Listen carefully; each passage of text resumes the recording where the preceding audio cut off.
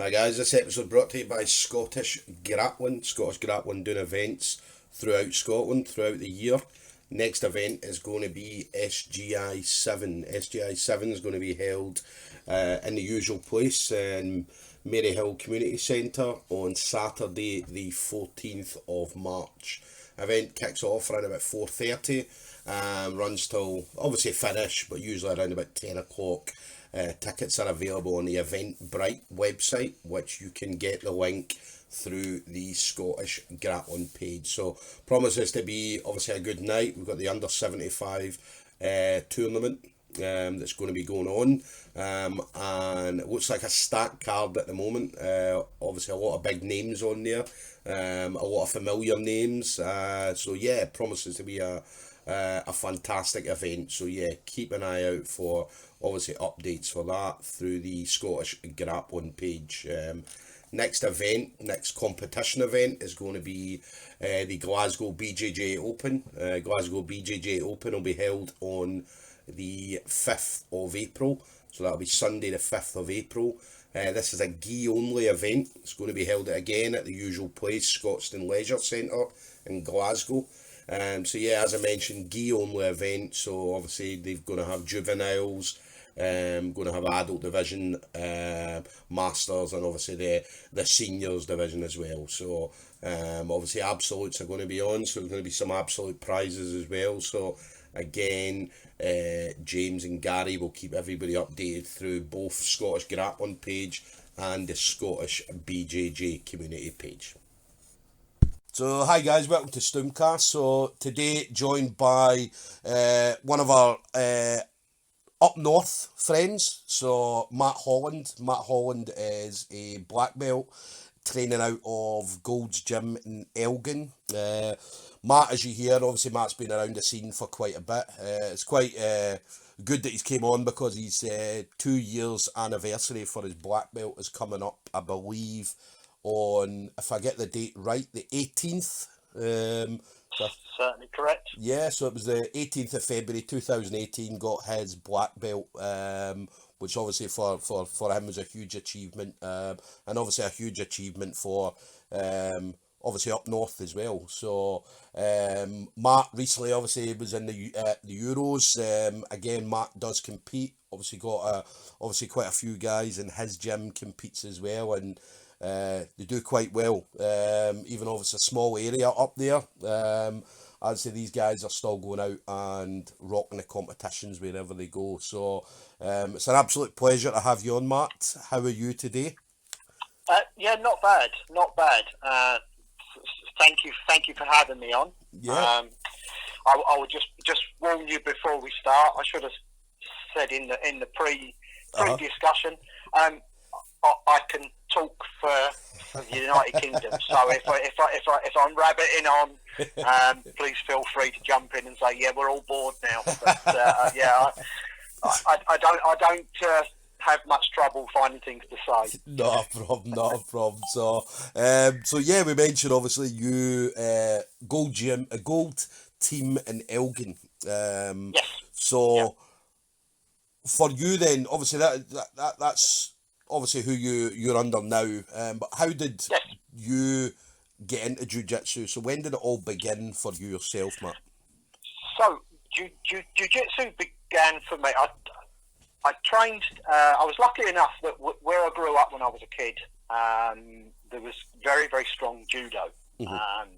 The judo coach was one of the Olympic coaches.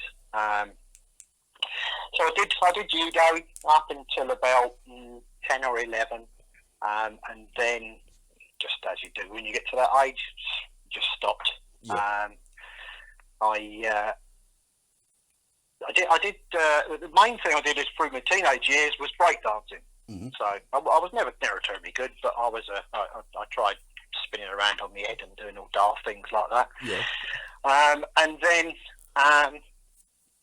life carries on. Got married, had a child. My child grew up, and in 1998, he came home from school and said, "I want to start training jiu-jitsu." Mm-hmm.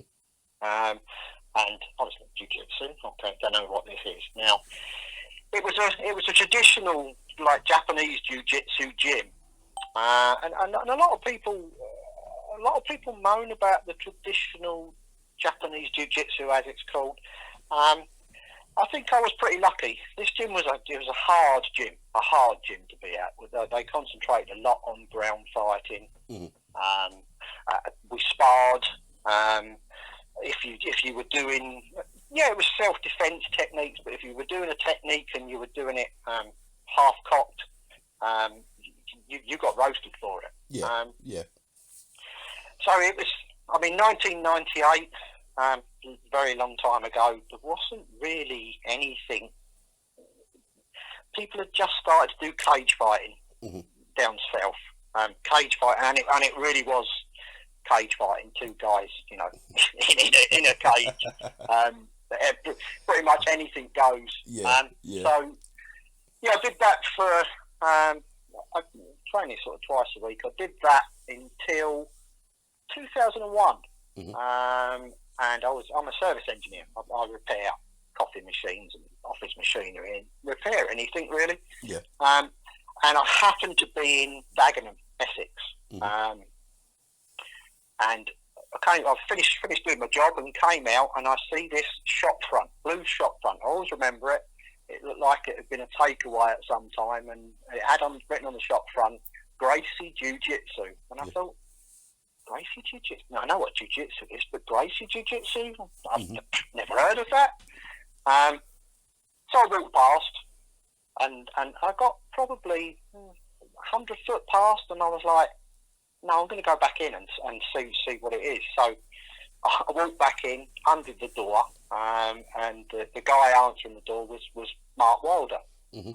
As most people know, Mark was like I think probably one of the first people doing Brazilian Jiu-Jitsu. Introduced myself to Mark. Mark was actually a blue belt with 2 stripes, I think, when I first met him. Uh-huh. But the gym was about 2.5 hours away from where I lived. Yeah. It was quite a drive. So he sat me down on a yoga ball. I always remember sitting on this first time I'd ever seen a yoga ball and thinking, what on earth? What's going on here? And he showed me a Gracie in action, as most people did at those times. Gracie in action and UFC 2 or whatever it was on VHS. Yeah. And said, this is Gracie Jiu-Jitsu, and I was like, wow, that's pretty cool. I like that. That's it's sort of what we were doing, but we didn't know it was called Gracie Jiu-Jitsu. We would just wrestle around on the floor. Yeah. So I asked him if I could come and train with him. Went back to my instructor and said, look, I've met this guy and he's doing this Gracie Jiu-Jitsu thing. Mm-hmm. And I always remember his face, because he clearly didn't have a clue what I was talking about, but said, oh yes, I know, that's old man Gracie. So I was like, yeah, all right, okay. But he was a great coach, and he said, you know what, if you want to go and train now, go and train now, and then come back and show us what you're getting shown. Yeah. So that's what I did. That's what I did for probably it was about a year and a half, and then at the time we had sled dogs, we had huskies. Mm-hmm. Work was just getting too much. I was sat on the M25 most days for hour upon hour in a traffic jam. Yeah. So my wife's family are Scottish. Mm-hmm. So we decided we would move to Scotland and we would move all the dogs, and knew I was going to miss training, but it was like, oh, well, it'll be all right. The dogs are the most important thing and the kids are important. Yeah. So we moved to the northeast of Scotland. We just packed up and moved. We found a place. 6 weeks later, we were in the moving van moving to Scotland. Yeah. Got to Scotland. Didn't do anything until about 2003. So it was about a year of doing nothing. And we took my daughter to a pantomime, and on the notice board was a local judo club. And my wife, I think she must have been getting fed up with me by then. She was like, "Oh look, judo, you could do that." Yeah. Like, yeah, well, I could do. Yeah. She was like, "Yeah, I think you should phone up and go." So I phoned them up, and again was very, very lucky because it's very heavy ground fighting. Yeah. The judo coach was quite an old school judo coach. And he still liked wrestling around on the ground. So I found myself rolling around on the ground again, and carried on doing judo until 2007. Yeah. I was trying to look back to see the dates. Yeah. And did a few judo competitions. Usually won by a submission on the ground. Yeah. I mean, you don't get long in judo, but yeah. I was pretty rubbish at throwing people. Yeah. So if I could sort of trip over and take them with me, and then when I got on the ground, grab hold of something and hyperextend it, I would do okay. Yeah. Yeah. And then the owner of the gym where we still are today, he contacted my judo coach and said, "I understand you've got somebody who's done Brazilian Jiu-Jitsu." Yeah. Now, how they found out that I had done Brazilian Jiu-Jitsu or where I do not know. Anyway, word of mouth obviously got out that there was some silly old geezer rolling around on the floor, and he had about four or five guys that were interested in getting into cage fighting, and they were trying to teach themselves from videos, DVDs. Yeah. Because it had advanced from VHS videos to DVDs by then. So, Okay. so the technology was well on the way. So would I go along and show them some stuff? Yeah. So I'm like, well, yeah, I can show you what I know, but it's not much. And he was like, yeah, but it's more than what they know. Yeah. They're really struggling to try and get stuff from these DVDs. Yeah. So obviously, because I've been doing the Niwaza in judo, I knew a little bit. As I say, I knew more than them, and it's quite funny because up until recently left school and these kids disappear when they leave school. Yeah. One of the original guys, his son was training with us. He doesn't train anymore, but his son was training with us. Yeah. So really, that's how it started. 2007, September 2007. Went to the club, and just naturally, because I was the only person that knew a little bit, not a lot, a little bit, I sort of, it ended up, it was max class. So pretty much from there, pretty quickly word got about that there was this group of guys that were doing rolling around and wrestling and trying to pull each other's heads off and stuff. And more and more people joined. Yeah. Quite early on, Martin Donaldson and Kevin McAloon and Aidan Stevens and stuff, they all come along they were already a group of friends. Yeah. So they came along, and I mean, luckily for me, because obviously they had like a massive network of friends.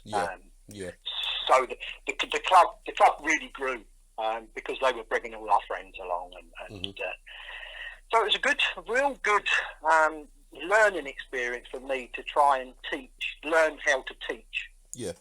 I didn't know how to teach martial arts. I'd never had any inclination to teach martial arts, and the only reason I was teaching was because there was nobody else to do it. Yeah. We'd have seminars. So Rick Young came up and did a seminar. Yeah. There was a guy out of Aberdeen at the time, John. I think his second name was Reed. John Reed. He had Aliveness. which then became SBG Aberdeen. Yeah. So he would come up and do seminars and stuff. That went on. We were just used to call it submission wrestling because I wasn't brave enough to call it Brazilian Jiu-Jitsu because I'm like, well, I don't wear my pajamas and I haven't got a belt, so we were just, it was focused submission wrestling. Yeah. And then July 2011. So you might remember there was an MMA club up here called Fusion MMA. They had a seminar, and the seminar was with my now coach, Mariusz Linka from Poland. Yes. So just went along. No expectations, just went along. Brilliant seminar. The guy was Mariusz is very much judo based.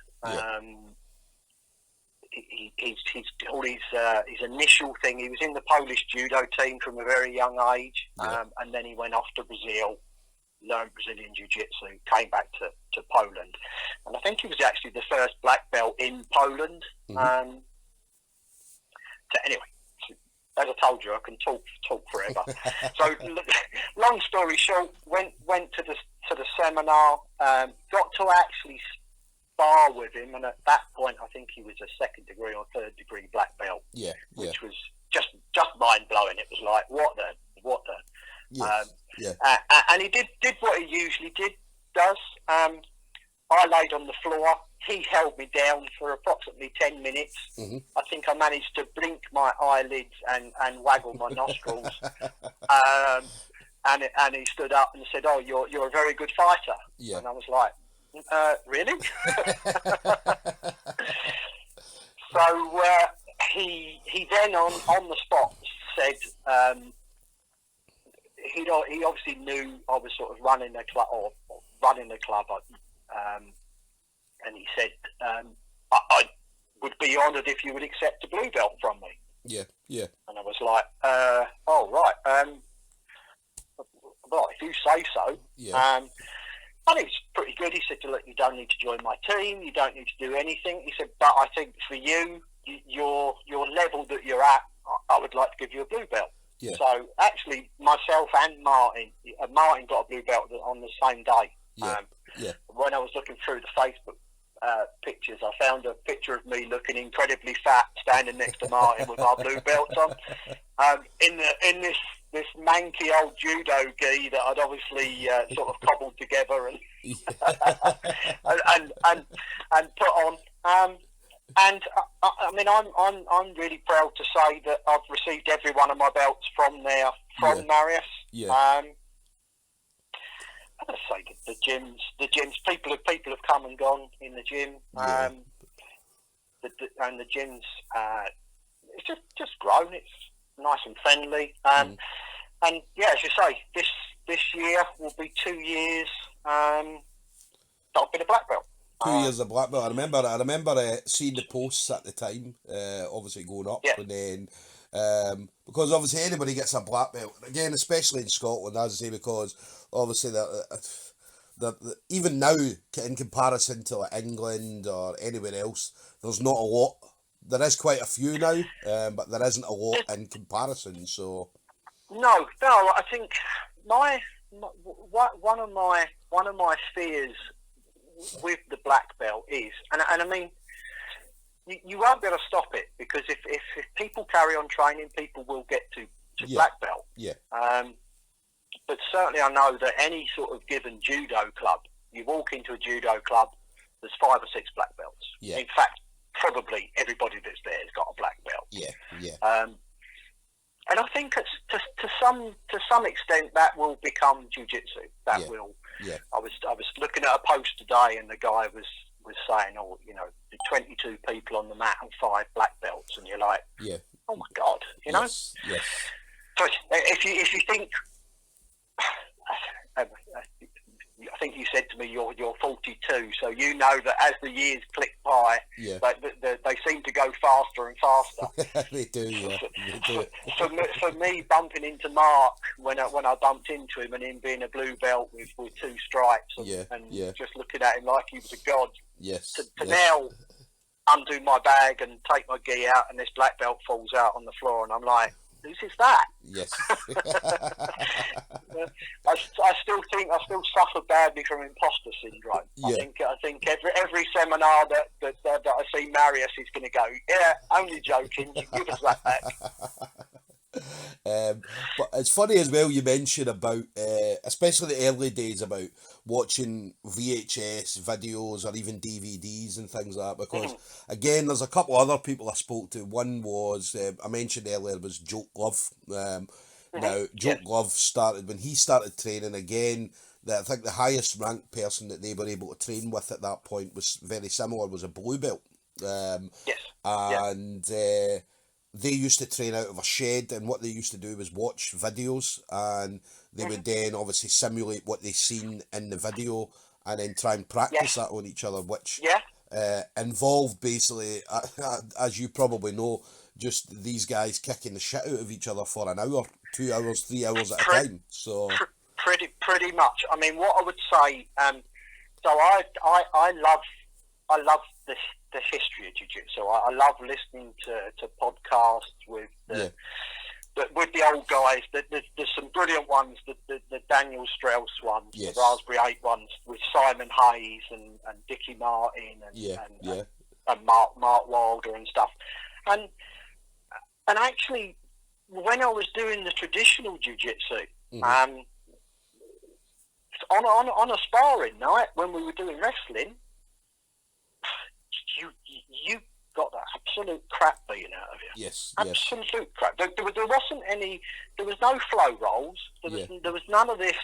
All right, I'm going to go for an omoplata. I'm going to go. There was fists being driven into your neck. There was elbows in the eye socket. Because we just didn't know. We just didn't know. We see what the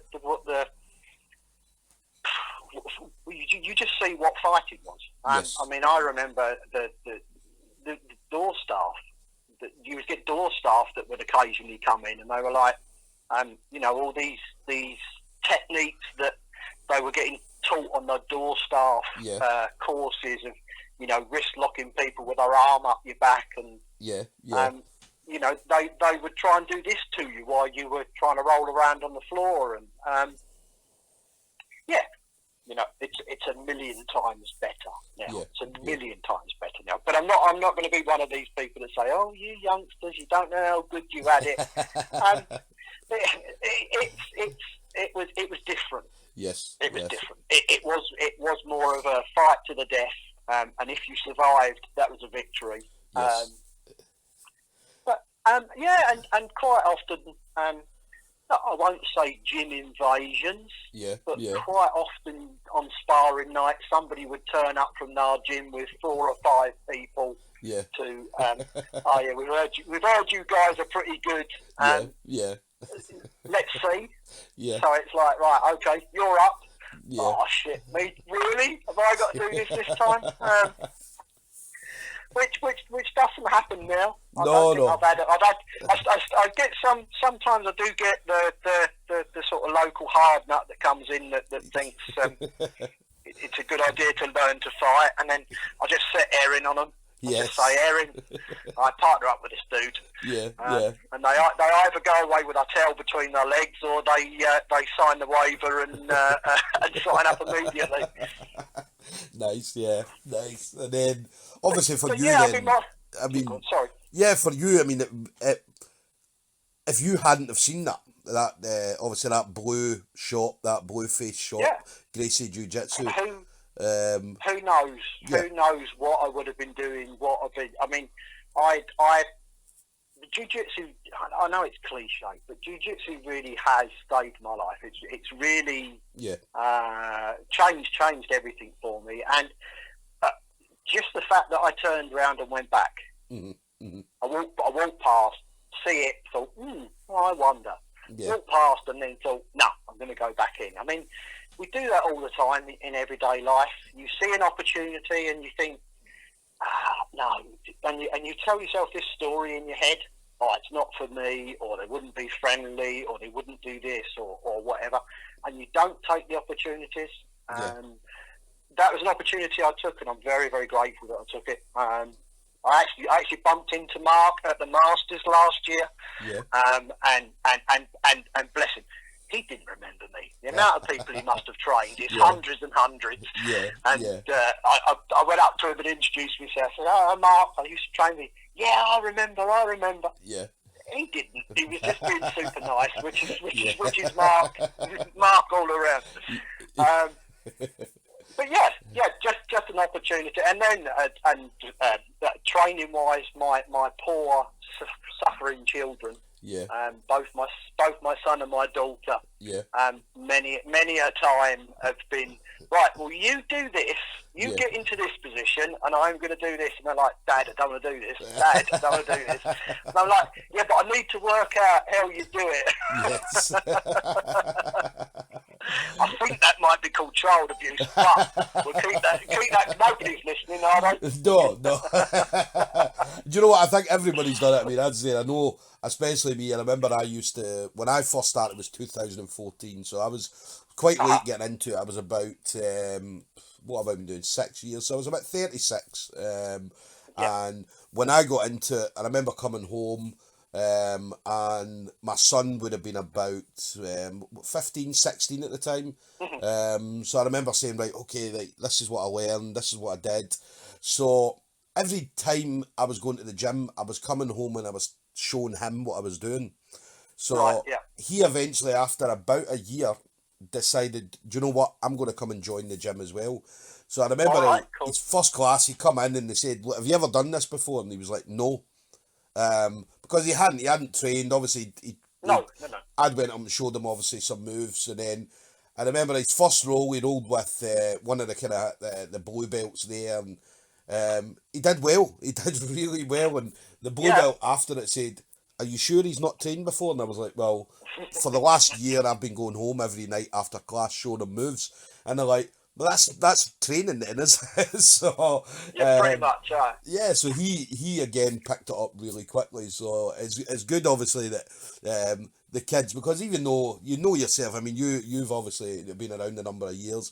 I mean, somebody could come into a jiu-jitsu class, and it might only be one class that they ever do in their life, but they'll pick something up that if they were in a circumstance where they were they felt threatened. Well, I've actually got a story about that. One of my the last couple of years, I opened up another branch of the club.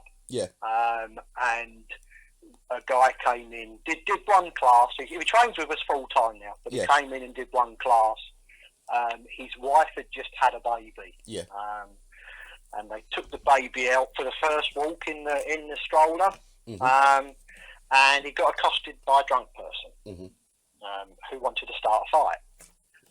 And for me, first class, I always try and teach, because I think when people come into the gym, nobody comes to a jiu-jitsu gym to learn to do a berimbola or omoplata. They come in because they want to learn to defend themselves. Yes. So I always try and do a little bit of the sort of Gracie combatives, self-defense, front rolling break falls, side break falls, controlling the distance, and he said that all he could hear when this guy was trying to start a fight with him was control the distance, make sure that you're controlling the distance.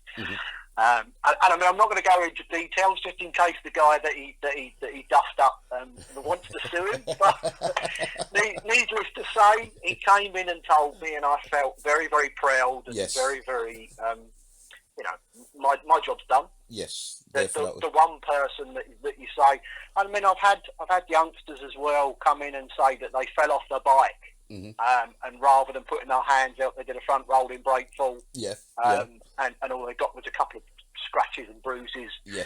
And you just think, well, that's really cool. That's really cool. You can't get any better than that. The fact that you've helped somebody in their life is super cool and important. Definitely. And that was a funny thing. I mean, I was in my work the other day, and we've got out the. We can go out the back of our building, and there's wooden decking. Oh yeah. And I remember I walked out the other day, and I walked out with one of my friends, Martin, and I stood off the stair, and I slipped, and I went upside down, and I brake falled. As soon as I landed, I brake falled, and I didn't hurt myself. I got up, and I was just like more embarrassed than anything else, covered in, obviously because it had been raining, covered in old dirt down my leg. And I remember going into the office and saying, look, obviously you have to report it, accident. And then she said, are you okay? She's like, how bad did you fall? And my mate Martin's, he's pissing himself laughing. He's like, oh, he went upside down. So, but it was the brake fall. And as if it had been anybody else, they possibly, there's been people done it and they've injured themselves. Without a shadow of a doubt. Yeah. Well, I would just add to that, and I would just say I do demonstrations and stuff at the high schools locally. Yeah. And you said you didn't hurt yourself. I may beg to differ. You didn't hurt yourself as much as you could, but doing a break fall onto the ground bloody hurts. It does. I know. I've said in front of a class of like 20 kids. Yeah. Oh, if you know how to fall properly, it doesn't hurt. And as you're at the ground, you're thinking, "Stop me, that was sore." Definitely. And then you have to try and style it out and get up as if it didn't hurt at all.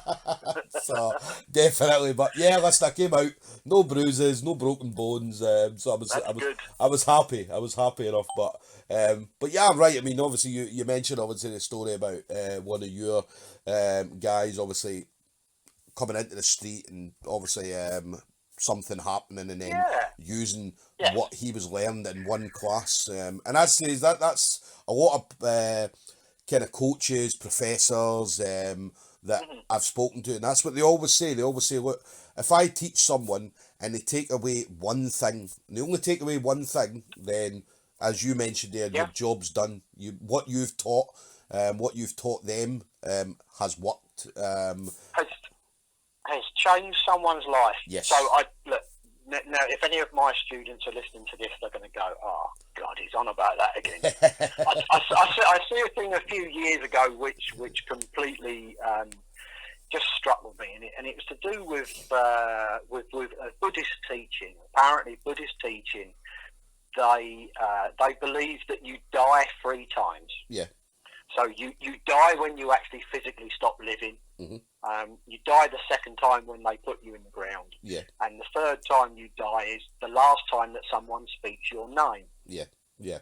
Well, if you've taught somebody a skill, if you've taught somebody something that if you taught somebody a break fall and then they fall over and they don't hurt themselves and they think about you, that's priceless. Yes, definitely. That's priceless. You sort of live on in our memories, and I think that's very relevant with Brazilian Jiu-Jitsu and people's lineages. Yeah. You know, if someone gives you a black belt, you will be our black belt even if you leave our team and go to another team, or which I would never do, but you will always be that person's black belt. Yes. Always.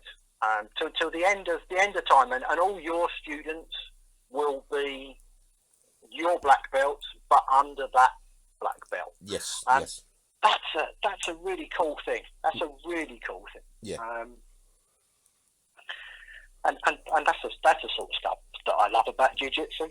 Yeah, well, that's the good thing. I mean, the lineage is important. Obviously, throughout jiu-jitsu, I mean, everybody talks about lineage, talks about what because that was always the thing. I remember when I first started, maybe the first couple of years, and I remember going over to California, trained at GB, with Gracie Barra headquarters over there in Irvine.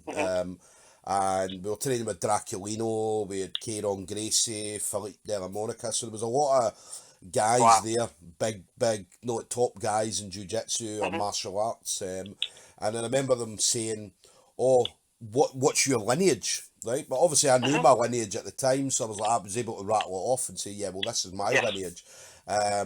And that's what they kept saying, look, lineage is important. Even like Draculino saying, look, lineage is important. You need to know where you came from. And Yes, I mean, I love the. So I sometimes think that I'm not done in the best of ways, but I do love the fake black belt shaming and yes. and then if we don't have the lineage, Uh-huh. then you know, I've actually had people. When I was a brown belt, I actually had somebody contact me and say, we want to know who you got your brown belt from. Yes. And I was like, can I ask why? Yeah. No reason. We just want to know. So I was like, well, you've asked the right person, because I'll tell you exactly where my brown belt came from, and it came from Mariusz Link, from Linka Gold Team in Poland. And they went, oh, all right, okay, I see them compete at the Europeans last year. Yes. I mean, my instructor's won the European multiple times, and so's his brother. And the phone call then just ended. They said, oh, okay, that's pretty legit. Yes. Thanks very much. And I never did find out why they'd phoned. But obviously something had been said somewhere, and somebody had made the decision, well, I'm going to phone him and find out. And they got the answer that was the true answer, and couldn't really say much about it. But. Yeah. And I mean, it's good. I mean, jiu-jitsu is because obviously you see it on the UK underground all the time, where there's another black belt's been called out. And what was the latest one? 1,500 comments on a. It is. It goes wild. I mean, it's and it's good because obviously it's jiu-jitsu community policing itself. Of course and it it's is. Of course not it is. difficult. It keeps it true. Yeah, keeps it true. And it's not difficult, as you know. When you mentioned there, someone phones you and said, "Well, who did you get your belt from?" Well, I got it from such and such, and that's not difficult to find out. It's not difficult because everybody knows. Like when you go somewhere, so someone will know that if your professor is such and such or your black belt is such and such. And as soon as you mention a name and they're a legit person, then it's like, okay. But then obviously you get some of these guys out there that, and again, guys are doing it for the money, and they're out there, and they're opening up these gyms, wherever, and putting on a black belt, and you're thinking, well, where did you get all your other belts from? So I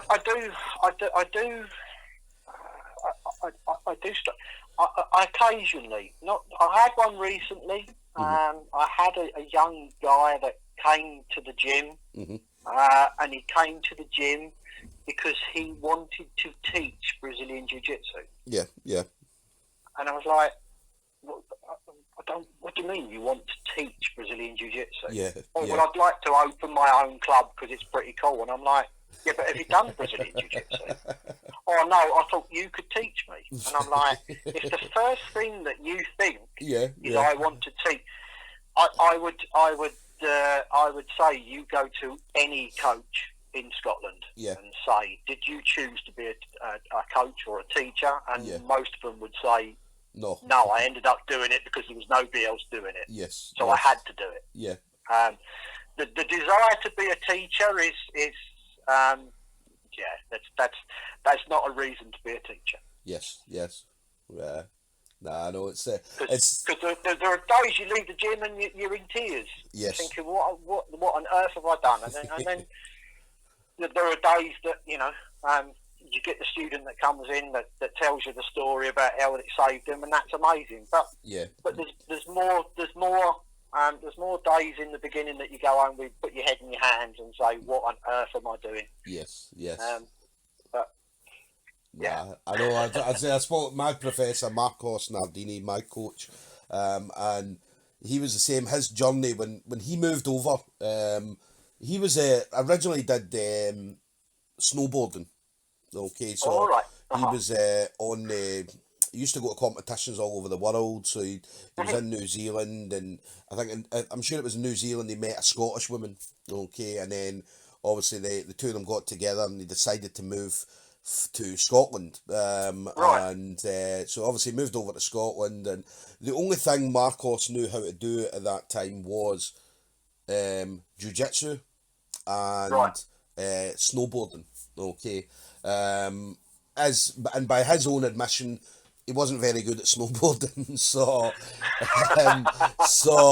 he was not, but he wasn't very good. But in comparison to like professionals and stuff like that, as I said, it was a little bit different for him. So the only thing Yes. he knew was jiu-jitsu. So when he came over to Mhm. Scotland at that time, again, it was still, this was about, what Marcos, about maybe 10, 11 years ago. Yeah, I remember going to a competition, Mhm. and it was in one of the old judo halls. Yeah, yeah, And because I've known John Nichols for well, I think the first competition I went to, yeah. I met John, Uh-huh. and I think at the time John had obviously just started up a relationship with Marcus. Yeah, yeah. So yeah, I remember Marcus from. I remember him from early. He might not remember me, but I remember him from early back, and actually, what just on a side note, Yeah. Anybody that's listening to this, Mm-hmm. if you go to a big competition, Yeah. and you see these superstars of Brazilian Jiu-Jitsu, you're like, oh my God, look, there's Yeah. Keenan Cornelius, there's Caio Terra, there's Mikey Musumeci, go and speak to him. Yes, definitely. Don't stand in awe. Yeah. Just don't be disrespectful. Mm-hmm. Just as you walk the Lisbon just gone past. Mm-hmm. We were walking in on the Saturday to watch, and there was Gianni Grippo warming up outside. Yeah, yeah, So I've never met Gianni before. yeah. So I just walked past and I said, "Oh, good luck today, sir." "Oh, thanks very much. Thanks very much." He came over, shook my hand, had a little chat, Yeah. and yeah. you're like, that's like being able to speak to David Beckham or whatever your favourite footballer is. Definitely. But you see people sort of huddling round in groups and staring and pointing, and you just think, well, they're just human beings. They Don't are. speak to them. They are. And I think you'll be surprised that I don't know whether I should tell you this story or not. Uh-huh. I've got a very embarrassing story. My wife said don't tell him this story, but I'm going to tell you anyway. So 2011, Yeah. I goes off down to the ADCC when it was in Nottingham or Birmingham or where, I can't even remember where it was. Yeah. But we went to see the ADCC. And I was at the time, I still am a massive fan of Marcelo Garcia. Yeah. Yeah. And I think it was one of the last years that Marcelo competed at the ADCC. Yeah. And it also turned out it was it didn't turn out, it was our own, mine and my wife's anniversary, the same weekend. So my gift was to go and see the ADCC. Her gift was I was going to take her out for a meal. Uh-huh. So we're getting ready for the meal, and she's like, "There's something wrong with you. What's up?" And I'm like, nothing. And she's like, "Definitely something up. What's going on?" And I'm like, "Oh, could you imagine if we went for a meal and we bumped into Marcelo Garcia?" Mm-hmm. Mm-hmm. She's like, "Oh, you're such a sad. You're such a sad man." And I'm like, "Yeah, but could you just imagine? So anyway, we're walking through Nottingham High Street, and I needed to get some cash to pay for the meal. Yeah. So I'm at the cash machine, and I'm putting my PIN number in. I'm getting the cash out. Yeah. And my wife nudges me in the ribs, Mm-hmm. and I'm like, "What?" Still like on the cash machine. And she Yeah. nudges me again. I'm like, "What?" She went, "Turn round." And I turned round, and standing behind me was Marcelo Garcia, Bernard Faria, and Paul Schreiner. Right. Three absolute legends of Brazilian Jiu-Jitsu. Yeah. Yeah. So, as you can well imagine, I played it super cool, got a picture, shook the hand. Yeah. No, actually what I did is I turned round and I let out this high-pitched squeal of, "Oh my God, it's Marcelo Garcia!" To which they all took a step back, stared at me, and took a side step and disappeared down a side street. and I'm left standing there, just looking at mid-air, thinking that was so close. I nearly got to meet Marcelo Garcia. Yeah. And still to this day, I never chased after him. I never did anything. I just stood there, like, stunned and shocked. Yeah. And still to this day, my wife, she'd never let me live it down. She's like, "You great big Jesse, what was that about?" But yeah, so that's my embarrassing story. So so we got that out of the way. No, you are right. I mean, as I said, you can go any competition, and if you've got the top guys there, and they are very approachable. I mean, they've got so much time for people, and yes, and what freaks me out massively is the fact that if you've spoken to them, they then know your name. Yes. So when the UK BJJ competition was in Glasgow, we went down to it. We had a team down to it, and I walked past Dickie Martin, and just being my usual, I thought I'd say hello. So I said, "Oh, hello, Dickie. How are you?" And he went, "Not bad, Matt." Yeah. And I was like, "How the hell does he know my name?" to then be informed by one of my students, you're actually fighting in the same category as him, so he's probably looked you up on Facebook. Yeah. See, I did that as well. I mean, the first time I did the Euros was 2018, and one of my good friends, guy I fought a few years ago, big Drew Sullivan. Drew Sullivan is a 6'8" ex-Great Britain basketball player. He was in the 2012 Great Britain team for the basketball. He was the team captain. He came out walking, when the opening ceremony, he came out walking, carrying the flag and things like that. So, So me and Drew had fought, and Drew's a Hodger Gracie student. So at that time, obviously, Drew was a blue belt. He's obviously now moved on to brown belt. And I remember Hodger Gracie was there when me and Drew fought, and it was a very close fight. He sweeped me at the start. He got an advantage. I sweeped him with about 20 seconds to go, and I was going to pass his guard, and I just heard Hodger Gracie's shouting, "No, Drew!" So, but ended up, obviously, I ran out of time, and then obviously I went over. Hodger Gracie's like, "Look, well done," so chatting away. So then, this was 2016, and then we went to the Euros 2018, and Drew was in the bullpen with me, so he was waiting to go on. I was waiting to go on as well, and I was in the bullpen with obviously Marcos Nardini, my coach, and Hodger Gracie came over, and Hodger Gracie's like, "Hey Stuart, how you doing?" And Marcos is standing next to me, and obviously when he went away, and Marcos is saying, "Stuart, do you know everybody?" So, and he was just shocked at Hodger Gracie. Make sure you do know everybody. Yeah, so he was just shocked that Hodger Gracie came up and was like, "Hey Stuart, how you doing?" So, but yeah, right. I mean, they know who you are if you see them again. I mean, Draculino to this day, he was calling me the Highlander when I was over in California. It was the Highlander, and then every time we speak on Facebook, when I left GB, I spoke to Draculino over Facebook Messenger, and he was talking about, listen, you're the Highlander, wherever you go, you're the Highlander, just remember that. So, and when we went, we went to Draculino came over to the UK for a seminar, again, a couple of years after I'd went out to California, and he started doing the seminar, and he kind of looked around, and he looked at me, and he stopped, and he went, and he stopped the whole seminar. He's like, "Hey, Stuart, the Highlander." And then he started telling a story about how I was his good friend. I trained with him out in California and things like that. So, and I was just like, "Draculino, come on, people have paid £30 to come here. They don't want to hear about me. Just continue the seminar." So, but yeah, jiu-jitsu, I mean, one of them things where, I mean, it's very, very approachable. You could go and train with these people. I mean, you can't go and train with Cristiano Ronaldo, but you can go and train with Buchecha or your Rodolfo Vieiras or Marcelo Garcias and things like that. Oh, without a doubt, and I think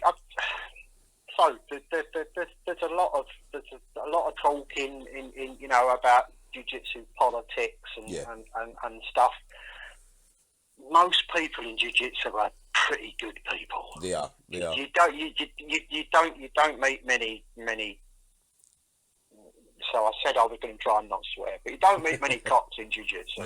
Yeah. People are normally pretty sound. Yeah. But I think it's the fact that you get a reset every time you spar. You'll know that. Yeah. So the day that you feel that you are the kiddie. Yeah. I feel amazing today. I'm going to go in. I'm going to do this new technique that I've learned. I'm going to do this. I'm going to do. You end up getting absolutely flat. Absolutely flat. You just get humbled. Yes. You just get humbled. And vice versa. There's some days you're like, I'm coming down with a cold. I don't feel like this, and shoulders sore. This is that, and you have an amazing training. Yeah. And I think the fact that these, yes, they are celebrities, but they're putting themselves in something where they can be humbled all the time. Yeah. And that's we were speaking prior about one of my students, and we were talking about mental health and stuff like that. Yeah.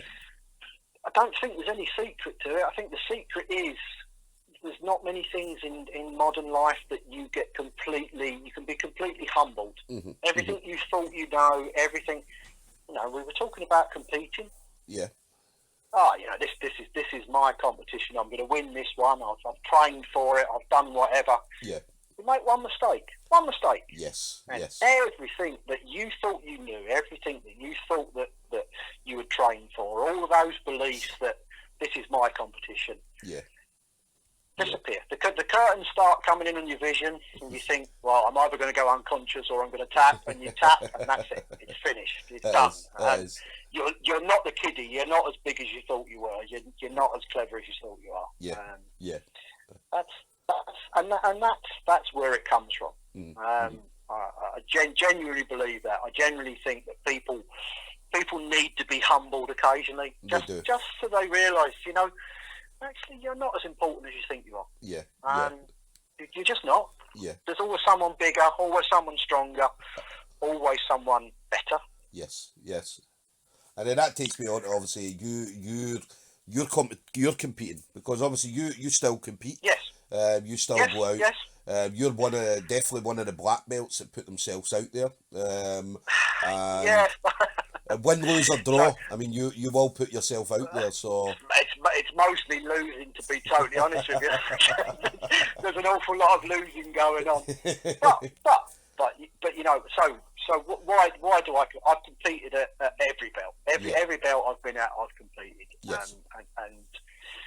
And I compete for two reasons.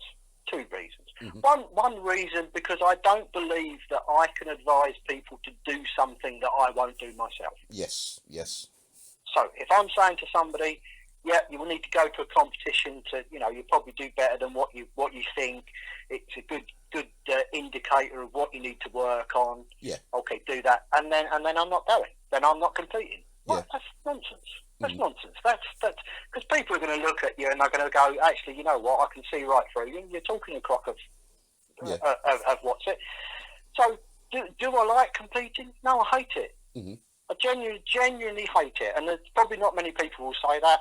I get nervous. I feel sick. I hate the dieting before competitions. Yeah. I find it very, very stressful. But I do it because, one, it's a true gauge of what you need to learn. It's a true gauge of what you need to work on. Yes. And two, I'm not going to tell anybody to do anything that I'm not prepared to do myself. Yeah. Now, I know some people love competing. Absolutely love it. Yeah. I despise it. I absolutely despise it. But I make myself do it because I despise it. Yeah. Some days you compete, and whether you go into flow state, whether you go into whatever it is, and you just do amazing, and everything seems to work. And then other days it's like pushing a boulder. Yeah. I don't know if you remember the used to be a Guinness advert on the television, and they were rolling a boulder up the staircase, the infinite staircase. Yeah. Some days that's competing. Some days that's like, what on earth am I doing? Yeah. And see, when they competing, I mean, you mentioned about nerves and stuff like that. So, do the nerves are they still the same as they were when you were fighting as a blue belt, a purple belt? So don't tell anybody, Mm-hmm. right? Don't tell anybody. But I'm a coward. Right. I'm a coward. I hate fighting. Mm-hmm. If I could not fight, I'd run the other way. Yeah. So to stand across a mat from somebody. All right, there's a referee there, and it's a nice soft mat, and they're not going to stab you. Yeah. But to stand across from somebody and know that person is a trained fighter. Yes. And you are a supposed trained fighter. Because all the stuff you know, all the stuff you did in training, when you're standing on that mat, you're like, how do I pull guard? Yes. So it's really, really interesting. I was watching at the Europeans just gone, and when I did the Masters in Barcelona, I was watching the guys, like I said before, the guys that you stand across the mat and they've got so many stripes on their black belt that you're dizzy. You're trying to count them and you think, is that 5 or 6 or oh my God? Yeah. I was trying to notice what they do, and I'm trying to notice how they get into their flow state, how they get into their ready to fight, and I genuinely don't think there's one answer. Yeah. You see, some of these guys have got music on and they're rocking to and fro and they're in the zone. Yeah. You've got other guys that are running up and down. You've got some guys that are doing press ups. Yeah. You've got some guys that are biting their fingernails. You look over. There's some guys that are asleep. Yes. I genuinely don't think. Now, what do I know? Yeah. I know nothing. But in my opinion, I genuinely don't think there are many people that aren't nervous when they step on the mat. Yeah. And I think it's okay to be nervous. Yeah. Nobody said that you don't have to be nervous. Yeah. You know, I think a general going into battle is going to be nervous. Yeah. I think what's the saying? The saying something about it's okay to be scared. It's what you do with it. Yes. That counts. Yeah. And I think pretty much that's it. It does get easier. It does get easier, but then somebody gives you a belt, and then it gets harder again. Yeah. So you're the best blue belt in the room, and then someone gives you a purple belt, and now you're the worst purple belt. But no, I mean, so the second, I apologise, I do talk an awful lot. No, that's fine. The second thing that I look at from competing is I'm very lucky to have my instructor, and I have full access to him, but he lives in another country. Yes. So I have to work out a lot of stuff myself. Yeah. And you can, a bit like these fake martial arts. Yeah. You know, you see these fake martial arts where these guys are doing stuff, and all our students are leaping around because the students genuinely believe that what the master's doing is working. They're some of the best videos I've seen, to be honest. Some of these, they are pretty cool. But only as cool as the one when they get unmasked and they actually come up against somebody who can fight. Oh yeah. They're pretty horrific. Yes. But for me, just because I can do something in training, doesn't mean, and in training I'm doing that against my students. Doesn't mean it works. Doesn't mean it works. Yeah. It means, that sort of made me think of something else, which I'll say afterwards. But for me, competing, I personally never go into a competition wanting to win, and that's probably why I don't win. Yeah. Right. But what I want to do is the stuff that I've been working on, and I have a belief in that. I believe it works. I've run it past Marius. I've sent him a video, or I've asked him a question, and I'm like, "What do you think of this?" And he's like, "Oh yeah. If you think it works, then." I'm wanting to do that in competition, and if I can do it in competition and it works, then it's a valid technique. And it's the downside to that is sometimes people won't play the game that you want them to play. Yeah. So I then get very much, I'm trying to get to a position to see if it'll work, and my not secret techniques, because there aren't any secret techniques. Every technique has been done by somebody at some point somewhere in the world. Yes. But there are things that you can do that maybe not being taught in other gyms. So a typical example of that, and I think actually, sorry to bring this up, but I think you might have fought Big Chris Linton, and you might have fallen foul of the technique that we call the titty bar. Right. So very, very politically correct. And actually, it's like a belly down arm bar that you force the guy into side control. Slide you. And actually, Ethan won his semi-final match at the Euros with that technique. Right. I do remember fighting Chris. I do remember that was in. Now, if I get this right, 24/7. BJJ 24/7 Scottish. That would have been about 2017. Something like that. Yes, I remember that. Anyway, Chris has pulled it off. Half a dozen times in competition. Ethan pulled it off, this technique, at the Euros. And every time it's been pulled off in competition, the referee, and I'm not saying this just so I sound like an amazing guru or whatever. But every time the technique's been pulled off in competition, the referee has gone, "What happened? Yes. I don't know what happened. Why did they tap?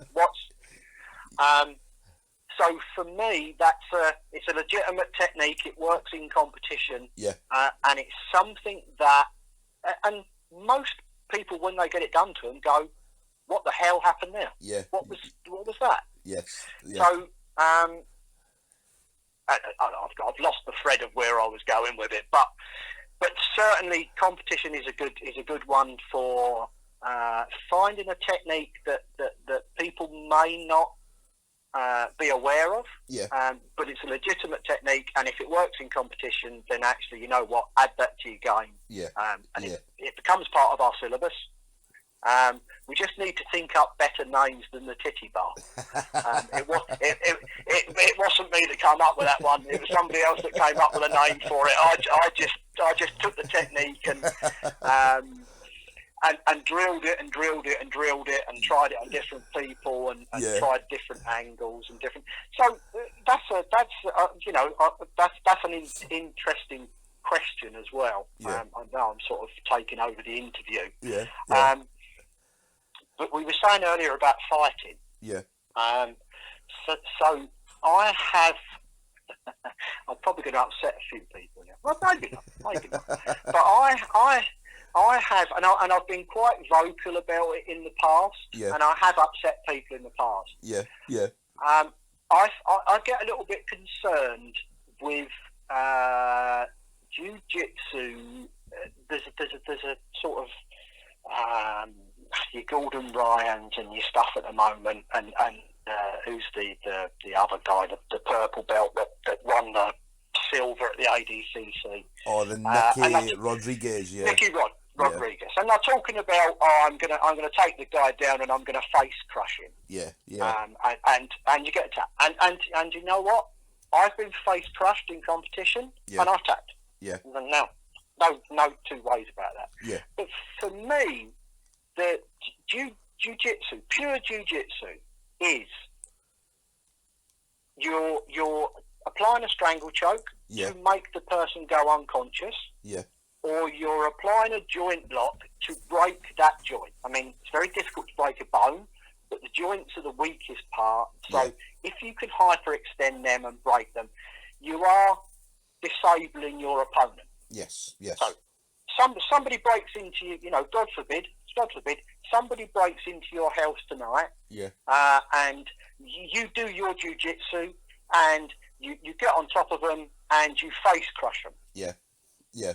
You're just going to piss them off. Oh, yeah, definitely. They ain't going to tap. What you're doing is you're pissing them off. Yeah. So when you eventually stop face crushing them because your arms are so tired because you've used strength and you've used, you've used all your effort. Yeah. And you've eventually fallen on the floor. The guy gets up. He's got a broken nose. His face is all messed up. Yeah. And he kicks the crap out of you. Yeah. Yeah. Where if jiu-jitsu in its purest form, you should put the person to sleep. Yes. Once they're asleep, you can then control them. You can tie them up. You can do whatever. Yeah. Or you break a leg, or you break an arm, or you I can't even think what the word is, but you stop them from being able to attack you. Yeah. And I've actually seen some quite high level guys over the last year doing techniques, and you think, well, actually, that's just going to hurt somebody. Yeah, yeah. So you're going to get attacked because it's a pain tap. Yeah. It's not. You're not.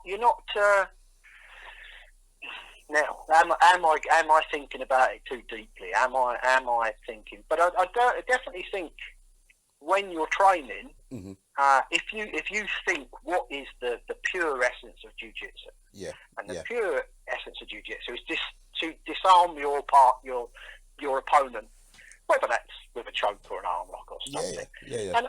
And I don't think you can go too wrong. No. Maybe I'm right, maybe I'm wrong, but that's certainly the way that I think about it. I don't like the face crushes. I don't like the Wagner Rocha and putting his hand over somebody's mouth. And to me, I've actually met Wagner, and he's a very nice person. But you just sort of look at it and you think, well, I'm not sure that's.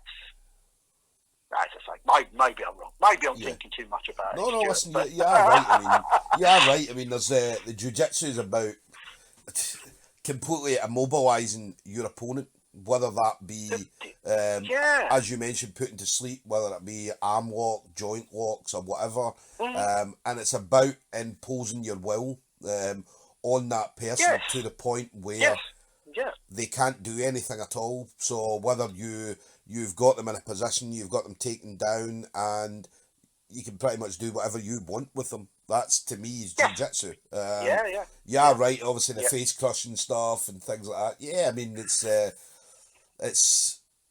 I think when you add rules, so the Chris Squierta, whatever his name is, he says about when the judo mat was invented, all of a sudden then people were doing wrestling and stuff, and within the rules, if there are rules, people will use those rules to their benefit. But I think in the bigger picture, we have to remember that Brazilian Jiu-Jitsu has come from a self-defense. It's a martial art. It's the art of marshalling. So, but maybe I'm wrong. Somebody will probably at some point tell me that I'm wrong and show me the error of my ways. And then obviously your team there, you've got again a really good team. I mean, obviously you mentioned Ethan and Erin compete a lot. We've got big Gareth Burns. He competes. A lot. I've got a lot of guys that are coming through. We took a few to the Masters in Hereford last year.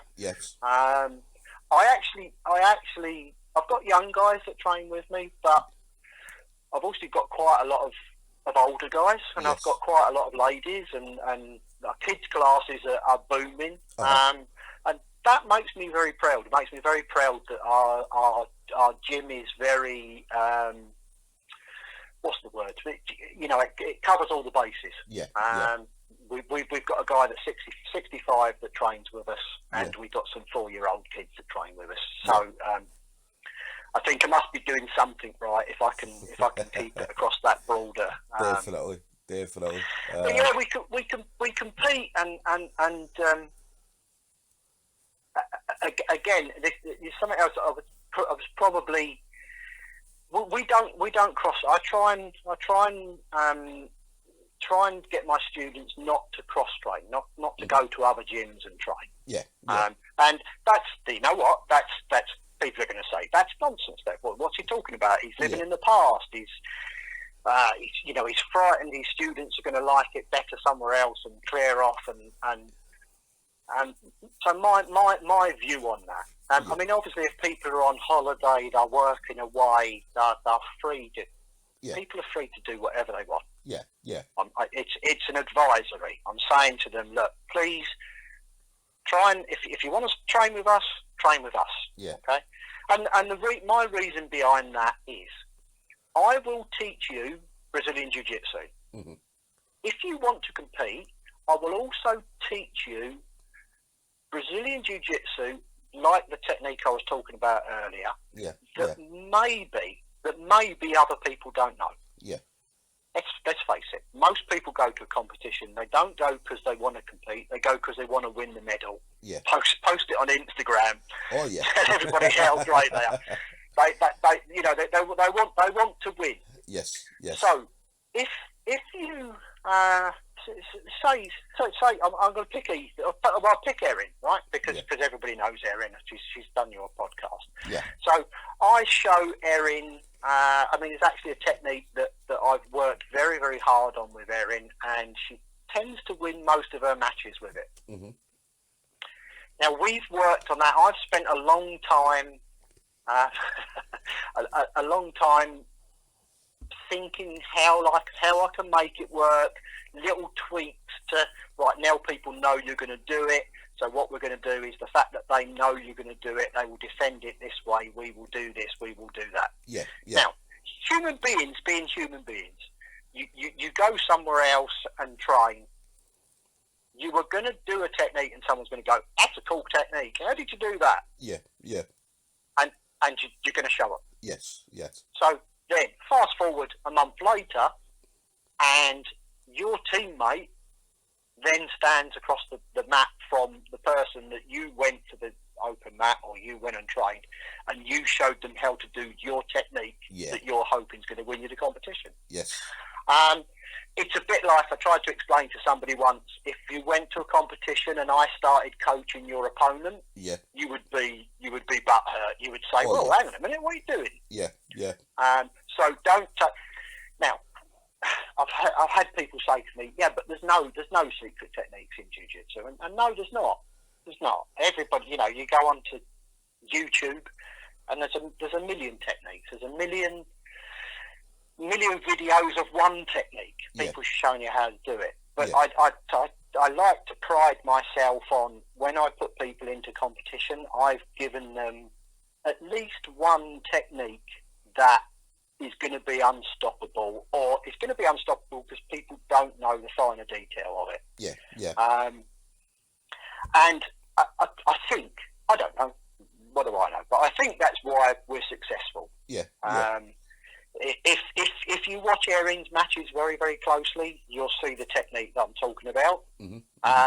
And what I will just say, for anybody that's listening, that's going to be facing Erin, I've just given Erin her purple belt with the permission of so I've just given her a purple belt, and anybody that's going to face Erin at purple belt and think they're going to stop that technique, it's just got better. We've just added stuff to it, and it's horrible.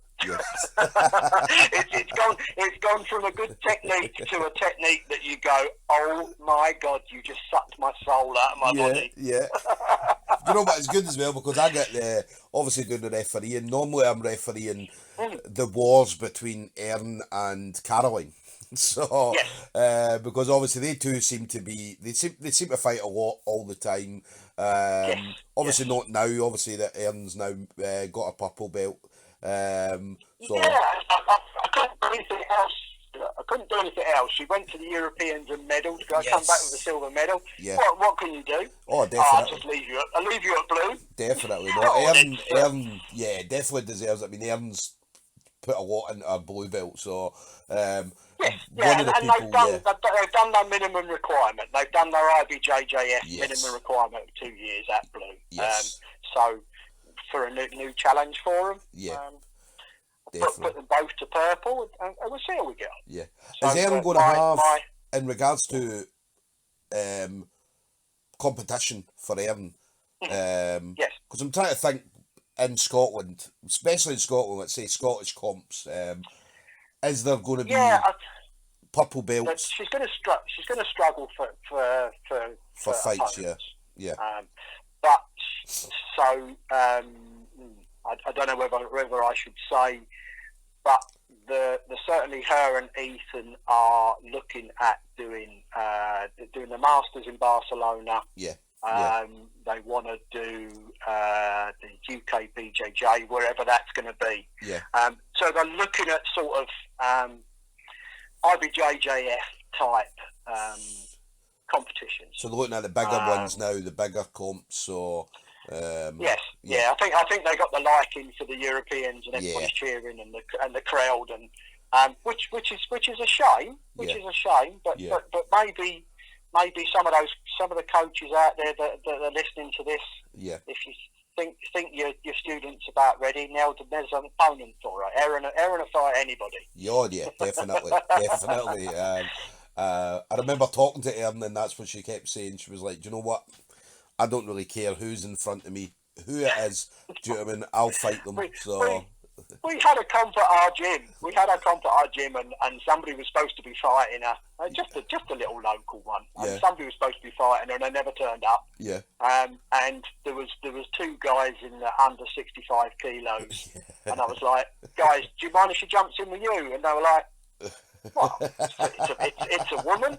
It's a woman." And actually, while I'm talking to you, I've been scrolling through my Facebook photos. Yeah. And I can actually see Erin. There's actually a picture on my Facebook of Erin choking the living out of this poor unsuspecting guy, and just the look on his face is like, what on earth? How am I going to go home and tell my kids I got choked by a woman? Definitely. But no, you do, as I say, obviously with Erin, obviously having the success, and as I say, everybody in your team, or the guys that compete, as I say, whenever they come down to comps, we seem to do very well. I mean, obviously we've got the sister club in Aberdeen as well, which is Eric's club. His guys are doing pretty well. I mean, but you know what? So's everybody. Every gym is very, very successful. I think in Scotland we're very, very lucky. Yeah. We've got, Scotland's a fighting nation, isn't it? People have always fought, and it's cool. It's cool. It's cool to go out to the Europeans and see how many Scottish people are out there. Oh yeah, I said this year. I mean, obviously I've kind of followed the Europeans. Obviously I did it myself a couple of years, but then I had to miss out this year, but it's getting bigger and bigger. I mean, in Scotland anyway. I mean, incredible. They went out this year, I think, what was it, 15 medals between, obviously, all the guys that went out there, which is more than last year. How amazing was Rick Young? Yeah. I mean, I've only ever rolled with Rick once, which was many, many years ago, but how amazing was that? It was that bit at the end when he got, obviously, because he had the submission on, he had and then he swept the guy over, and the guy then injured his leg, and I remember saying he got the points, he got the submission, and he had the injury, so he was winning it regardless. So, but he absolutely amazing. So incredible, and if he's listening to this, or any of these students are listening to it, I'd take my hat off to him. Yeah, that was incredible. Absolutely incredible. He left it late, man. He was leaving it late, but he got it. But he knew what he was doing. I mean, you kind of seen that through, because obviously I put the final up because I was like it's the final, so I'll put the final up, and then and you knew he was setting something up. And he was setting up, and then as soon as he got the he got the sweep and over into the mount. You were like, wow. So, and as I said, it was left late, but I mean, yeah, absolutely amazing. Doesn't matter. Yes. Yeah. I don't know if you got to see. I know he's definitely not Scottish, but I don't know if you got to see any of Megaton's matches on the Sunday. No. Holy cow! That's just a different level. Yeah. In the so he was absolute. I was hoping to get if I'd got further. Yeah. And not acted like a Jesse and got tapped. If I was hoping to face him in the open weight. Yeah. Because he's just unbelievable. Yeah. Unbelievable. And for anybody that wants to see what jiu-jitsu should look like, go and have a look at Megaton Diaz's matches from the open weight of the Europeans. Yeah. Oh my God, incredible. Yeah. And that you know, going back to the face crushing and the stuff. When you see somebody doing jiu-jitsu like that, it's actually beautiful. Yes.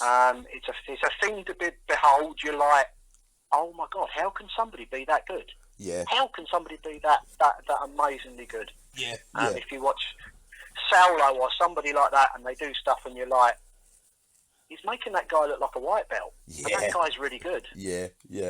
Oh, you do. It's beautiful. It's a beautiful thing. It's the same with Roger Gracie. I remember watching Roger Gracie when I first started, and then Roger Gracie, I mean, the majority of his world titles was won using what he calls as basic jiu-jitsu. Just basic stuff. Take down, pass the guard, mount, and submission. Yeah, that was it. And he said the reason that he was winning was because all these other black belts were doing all this fancy stuff. So they'd maybe not forgot the basics, but they weren't using basic jiu-jitsu. And Roger Gracie made it look beautiful to watch. Incredible. So easy. So very, very interesting at the Europeans, Mikey Musumeci. Yes. I was lucky enough to be in the warm-up room, and he came off after one of his matches. Yeah. Got on the warm-up mat. Caio Terra, I won't say taught him a technique, but he showed him a technique, and he was like, okay, do this, do that. I then got called out for my match, so I was standing in the bullpen, and I watched Mikey Musumeci do the exact technique that Caio Terra had just shown him in the first 30 seconds of his match. Yeah. And I was like, that is... I don't even understand how that could possibly happen. It was exact. It wasn't even similar. It was the exact technique that Caio Terra had just shown him. He did on his opponent. Yes. Incredible. And that's why I love jiu-jitsu. That's why I love it. Definitely. Stuff like that. And again, for you as well, watching your guys competing, I mean, you're talking about, obviously, you when you show them a move and they go out and do the move, win the competition, win whatever medals they win, using the move that you have taught them. Must be a good thing. It's pretty cool. Yeah. It's pretty cool. I try not to get big-headed about it. I try not to. But it's pretty cool. Yeah. It's pretty cool thinking, I showed him how to do that. That's pretty cool. and you know what's even cooler is the fact that I'm stupid enough to listen to me. Well, listen, whatever you're teaching them, I mean, it's working. It's definitely working. I mean, I'd say obviously your guys went out. Ern and Ethan obviously went out. Ethan got the 2 medals. He got double bronze, double bronze, and Aaron got silver. Yeah, so obviously from a small place in Aberdeenshire, coming home with 3 medals. So 3 European medals. Aaron's opponent was a Brazilian. Yes. She had come over from Alliance in Brazil. Yeah. That's a bonus as well. That's a bonus as well. So oh God, beat the Brazilians at something called Brazilian Jiu-Jitsu. Yes. So, but definitely a bonus. That's just small place north of Aberdeen, and as I say, to come back with 3 European medals is phenomenal. phenomenal, absolutely phenomenal. So, Yes, and I think the initial thing when we come back is everybody was disappointed. I was disappointed. Yeah. Erin was disappointed. Ethan was disappointed. Until reality sets in, and you're like, hang on, just a minute. Yeah. Let's think about what we've just done. yes, yes. Um, But it's definitely, but I mean, when you want gold, don't you? Our team's called Gold Team. yes. It's not called Bronze and Silver Team. It's called Yeah. Gold Team. Well, you do. You always want to win gold, but I mean, you know yourself. I mean, IBJJF competitions to win any medal at an IBJJF competition is a hard fought one medal, and I say there's not many people who'll go out and win an IBJJF medal. So No, and that's no. the one that everybody wants to win. That's the highlight. I think it is the so you know the I've heard black belts moaning that the money that are now giving to black belt adults is not much compared to ADCC or Abu Yeah. Dhabi Pro or stuff, but you win black belt IBJJF medal. Yeah. That's you set up. Oh, you can yeah. teach seminars. You can open your gym. You can do whatever. Yeah, I mean, I actually spoke to some chap that was he was bringing kids from the favelas in Right. Brazil over, and they were competing at the Europeans. right. Okay, nice. And for them to go home and medal, Yeah. that's life changing. Oh yeah. That's not just a medal and stick it on Instagram. That is you've gone from a slum Yeah. to a different country, which is amazing in its own right. Yeah. And then you come home with a medal. Oh yeah. Wow, You're a hero. That is You're a life hero. changing. Yeah. So Yeah. you Yeah. go home, you're a hero, and that's where because always that's what I used to love when I would ever do a competition. You would come home with the medal, and whether it was a gold, silver, or yeah, you were gutted you didn't win the gold medal, but as you said, once you kind of sat down and thought about it, and you think, well, what have I just done? I've went out and I've done this, and Yeah. I've came back with a gold, a silver, or a bronze, and And a little piece of advice, from a foolish old man that rolls around in his pajamas. If you go and compete and you lose, yeah, nobody is ever going to say your jiu-jitsu is shit, yeah, because they just don't. yeah, You've put yourself on the line. What you think when you're standing there, you think, I'll be honest with you, I knew my match was on flow grappling. The first thing that came through my mind when I came back round, because I was pretty close to being out, was, oh my God, yeah, people were watching that. yeah, People were watching that. That was embarrassing. yeah, But you know what? No, you put yourself on the mat. You put yourself on the line, and nobody's going to say yeah. Well, maybe they are, and if they do, so what? yeah, But nobody's ever going to say you're crap for trying. yeah. No, definitely not. Definitely not. Maybe that's the thing, the one piece of advice I've got for people competing. If you compete, doesn't matter. If you lose, you lose. Yeah, yeah, Some day you're the hammer, some day you're the nail. yeah, yeah. Nah, you're definitely right. You're definitely right. And then for your gym, I mean, how do people, like, if let's say for instance, because obviously where you guys are is obviously quite a close knit community anyway, but Yes. if you have, let's say for instance, maybe anybody new that's looking to start, or even visitors, maybe someone's passing through, how do they get in contact with you guys, Matt? So the easiest way is all of the social media, so Facebook and Instagram. Yeah. We've just recently changed the name of the gym. So the gym used to be Focus on the Ground Gold Team. Yes. But our main instructor, the person that owns the team, is George Patino Macaco. Very, very famous MMA fighter. He's just decided that he wants to bring all the gyms together. Yeah. So all of the gyms will be called Macaco Gold Team, followed by the name of where you are. Yeah. A bit like Gracie Barha. You know, Gracie Barha Glasgow, Gracie Barha Fife. Yeah. Yeah. So we are now Macaco Gold Team Elgin. Yeah. And Macaco Gold Team Huntley. Yeah. Drop me a message. You are more than welcome to come in and train. I don't ever charge anybody for dropping in, because I always work on the basis that if you open your doors and you're welcoming to people, then when your students are going the other way, they will get the same treatment. Definitely. So just send me a message, write me a letter.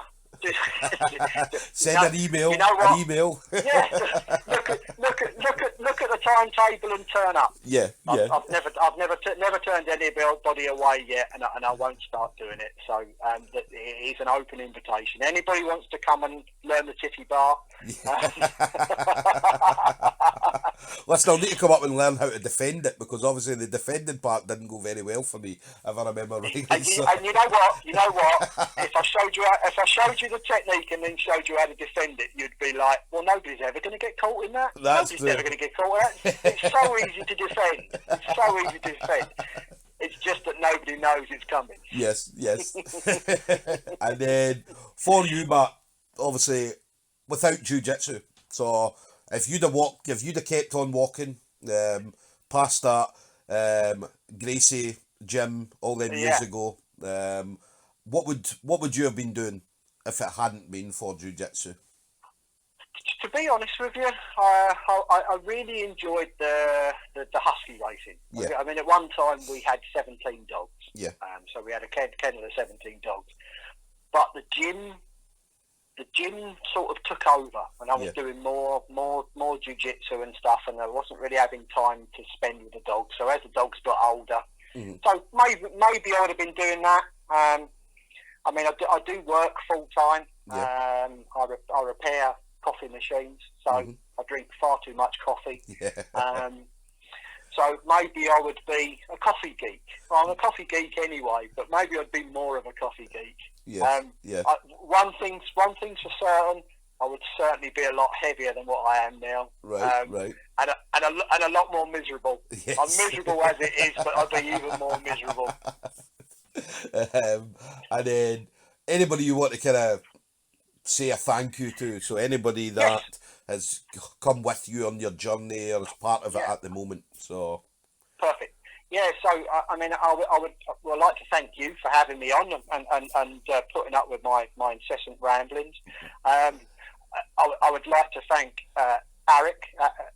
If Eric hadn't have brought Marius over, I would never have met Marius. And Marius is an amazing mentor. Yes. An amazing. I mean, he's 42 years. He's been on the tatami. He started training judo when he was 9. Right.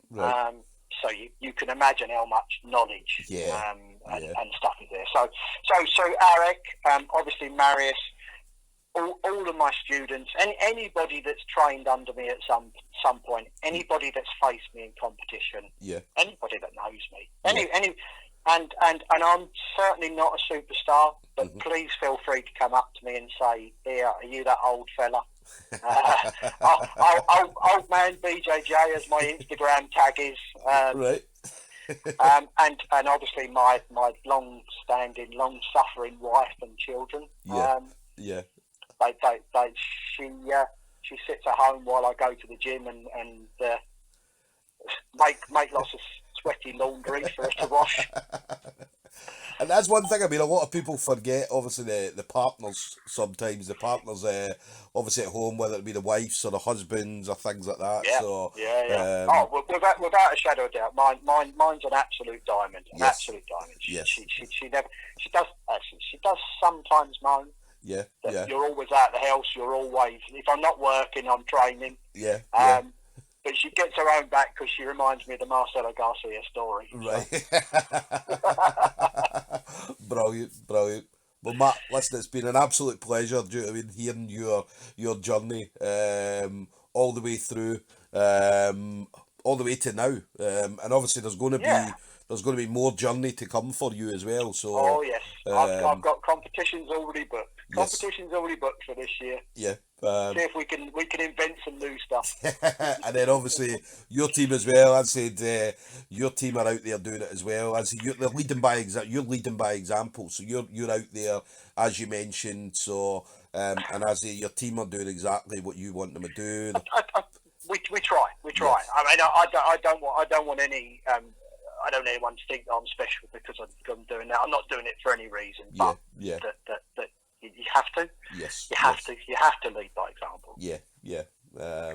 So it's great. It's great that you're doing that. So yeah, I mean, anybody that is on Facebook, as I say, you can get in contact with obviously Matt through the gym Facebook page. You mentioned obviously the Instagram as well. So if you're certainly up in the area, Elgin, Huntly, Yep. obviously drop by, definitely pop in. You'll get some hard rolls. Obviously, I know Ern's a tough roll to roll with. You mentioned obviously the picture of choking out a guy. So obviously Ethan as well, man. Ethan going over there and winning the 2 bronze medals. Obviously Yes, division yep. and absolute. Yeah, so and you know what? Just sorry to interrupt, but you know what? They're not the hardest rolls in the gym. There are people that don't compete. There is, that are harder. as there is in most gyms, I should imagine. Yes. The ones that actually go out and compete, people are like, wow, I want to be like them. Yeah. No, you want to be like the guy that's in the gym that doesn't compete. The quiet one, like, yes. Holy crap. So yeah, I mean, if you want some tough rolls, definitely jump up. And Matt as well. I mean, Matt mentioned as well. Obviously, if you ever see him at competitions, go over and say hello. As I said, all jiu-jitsu people. And if you come for a visit, I will roll with you. Don't worry. Yes. Don't worry. If you want to beat an old man up, I'm more than willing. Brilliant. Well, listen, Matt, it's been a pleasure. Are we going to see you up and down in Glasgow at the weekend, Saturday? We're not done this weekend. I've got to work my weekend on call this weekend, so I'm not going to manage down. I think I might have a couple of guys going down. Yeah. But I will definitely be down at some point. I think Ethan and Aaron are down for the referees calls, so you'll see them. So definitely, I'll see them. So I'll definitely get the chance to say hello to them guys. But listen, it's been an absolute pleasure again, Matt. Perfect. I hope I didn't waffle on too long. No, definitely not. Definitely not. Anybody that's listened that's like, I wish you would shut up. I'm going to shut up now. I'm going to bed. Brilliant. Well, listen, thank you again, and it's been a pleasure, and we'll speak to you soon. Okay. Perfect. Thank you. Take care, buddy. Thanks, Thank bye. you. Bye-bye. So, guys, that was Professor Coach Matt Holland, obviously black belt from Gold's Gym, Elgin and Huntly. So, obviously, Matt, as you heard, extensive jiu-jitsu experience. Actually going all the way back to 1998 he mentioned. So then 2001 obviously getting some Gracie experience through jiu-jitsu, and then moving up to I believe it's Bucky Elgin area. So moving up there, and again just practicing jiu-jitsu. I mean, they were talking about DVDs and videos and stuff like that, so proper old school, the way that a lot of the guys in Scotland that are, some of them are black belts now, the way they learned coming up. They didn't have a black belt coach at the time, or they didn't have brown belts, purple belts. They didn't have that luxury that obviously a lot of us have got now. And